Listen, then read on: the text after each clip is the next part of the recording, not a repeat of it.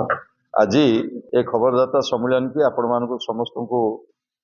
आम स्वागत करुचु। आम सहित अच्छा आमर मीडिया विभाग प्रमुख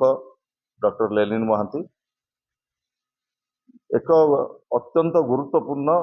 संवेदनशील प्रसंग संपर्क रे आपण मानक आम आलोकपात करने को चाहूँ, जहाँकि किछि किछि गणमाध्यम रे आज सकाळु प्रचारित होइछि। जो कथा आमे कहबाकू चाहूँ, गोटे मध्ययुगीय जो बर्बरता कहा जाए ता सहित ए घटना को तुलना करा जाई पारे। राज्य रे विपर्यस्त आईन श्रृंखला एवं आईन श्रृंखला परे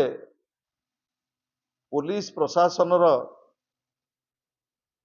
जो शिथिलता, कार्यानुष्ठान जो प्रकार विलंब, आज आमे समस्ते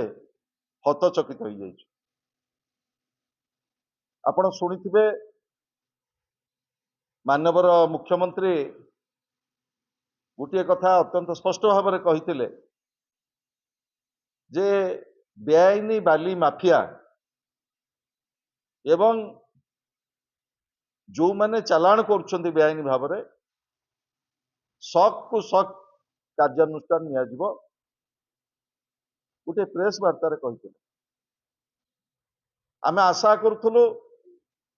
माननीय मुख्यमंत्री ये वक्तव्य पर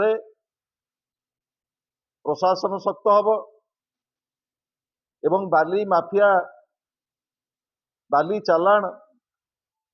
एवं नदी गर्भ को जो भली भाव में बिना सैरात रे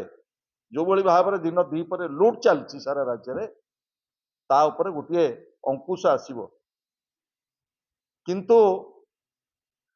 सरकार घटना घोषणा परे सारा राज्य रे किछि किछि हाथी छाती तरा दृश्य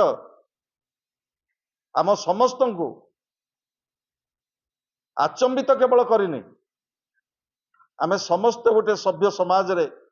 आज स्तब्ध। को जगार तहसीलदार को आक्रमण हलानी, को जगार बीडीओ को आक्रमण हलानी, को जगार विभिन्न प्रशासनिक अधिकारी मान को आक्रमण हलानी। खोला खोली खणी माफिया एवं बाली माफिया जो भली भाव में प्रशासनिक अधिकारी मान ऊपर आक्रमण होउची, ओडिशार प्रशासनिक व्यवस्था प्रति गोटे प्रश्नवाची केवल सृष्टि करनी, आम समस्त को आंदोलित करिছে कथा। पुरी जिला महाप्रभु जगन्नाथंकर पवित्र जिला, जो जिले रे ओडिशा रु प्रतिनिधित्व करछंती उपमुख्यमंत्री जने महिला। महाप्रभुंकर चाप चली सारा विश्व लक्ष्य करुच्ची महाप्रभु जगन्नाथंकर नीतिकांति, किंतु गला काली पुरी जिलार साक्षीगोपाल निर्वाचन मंडली कणास ब्लॉक रो गोलापुर छक ठारे जो मर्मन्तुद घटना आज सोशल मीडिया एवं किछि किछि मेनस्ट्रीम मीडिया को आसीछि, ये दृश्य अत्यंत छाती थरा। ताकू आपण माने किभली भाव में चित्रण करुछंती मु जाने ना, किंतु मु कहिबी ये जो मध्ययुगीय बर्बरता ताकू समाजर प्रत्येक क्षेत्र रे ताकू निंदा करिवार अछि एवं अपराधी मानकू विरुद्ध रे दृढ़ कार्यानुष्ठान नबार अछि एवं एभली घटना सकाळ 7:30 बेले आज की वर्तमान हो गलानी प्राय 48 घंटा जो माने अपराधी माने पुलिस कब्जा को एपर्यंत आसी नांती, दिन सकाळ 7:30 बेले जितेबाला घटना घटिला ये घटना कणास थाना ठारू 500,000 मीटर दूर रे घटना घटिला। ये घटना हठात घटिनी। प्रथमे जो रक्तरंजित दृश्य आपण माने देखुचंती देखिबा को जाउचंती प्रथमे गोटे माछ मार्केट जोठी शह शह लोक थिले सेठी माछ मार्केट रु गोटे पनिकी आनी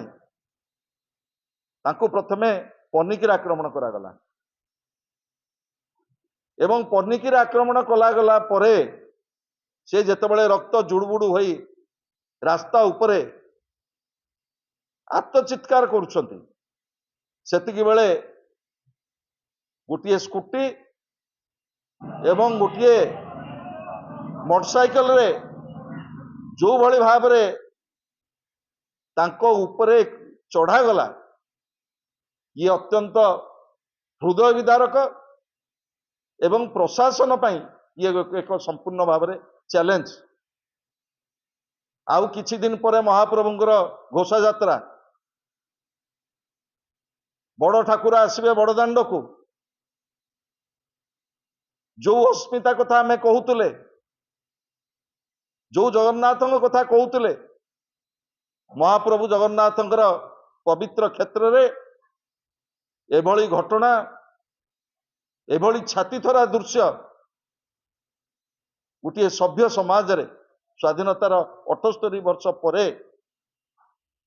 गणतंत्र जेतिकी वयस्क होउची गणतंत्र जहाँ मूलमंत्र थिला व्यवस्था लोकों पाखरे पहुंचबो समाज रे असमानता रहिबो नाही भ्रष्टाचार रहिबो नाही अपराधिक तत्व रहिबो नाही आमे आज अनुभव करूचो ये नूतन डबल इंजिन सरकार आसिला परे जो भली भाव रे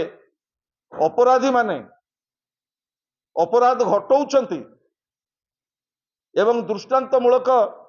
कार्यानुष्ठान जो भली भाव रे नबा कथा प्रशासन तार विलंब जोगु ये घटना बढ़ी बढ़ी चली। मोर अनुरोध रहिबो गणमाध्यम को आमे समस्ते एभली बर्बरजित घटना को निंदा करिबा एवं प्रशासन को आमर दाबी रहिबो तुरंत अपराधी मानकु केवल गिरफ करा जाउन एभली दृष्टांतमूलक एक्शन निया जाउ जेभली भविष्यत रे ओडिशा एई भली क्या कार्य पाई निंदित हबो नाही। मु आशा करुची दल मत निर्विशेष रे ए घटना केवल आमे निंदा करिबानी डबल इंजिन सरकार आसिला परे ओडिशा रे जो भली भाव रे चरम आईन श्रृंखला परिस्थिति सृष्टि होउची नाबालिका को धर्षण करा जाउची पुरी भलिका जिल्ला रे जो भली भाव रे डेलांग ठू आरंभ करी कणास पर्यंत गोप ठू आरंभ करी ब्रह्मगिरी पर्यंत यही जो पर्यटन क्षेत्र महाप्रभु जगन्नाथंकर पवित्र श्रीक्षेत्र जो भली भाव रे बदनाम होउची सारा भारत वर्ष रे सारा विश्व रे ताकू कड़ा कार्यानुष्ठान निया जाऊ एवं अपराधी मानकू जो माने संपृक्त अछंती तांका विरुद्ध रे दृष्टांतमूलक पदक्षेप निया जाऊ एवं आपण माने जानि छंती बाली माफियांकर जो भली भाव रे बाली रास्ता रे एनएच रे पकई देले जने कर्तव्यरत सांबादिका जो भली भाव रे मृत्युवरण कले तार दुखद घटना मनरू नलिबुणु एभली घटना प्रशासन चरम विफलता चिंताजनक।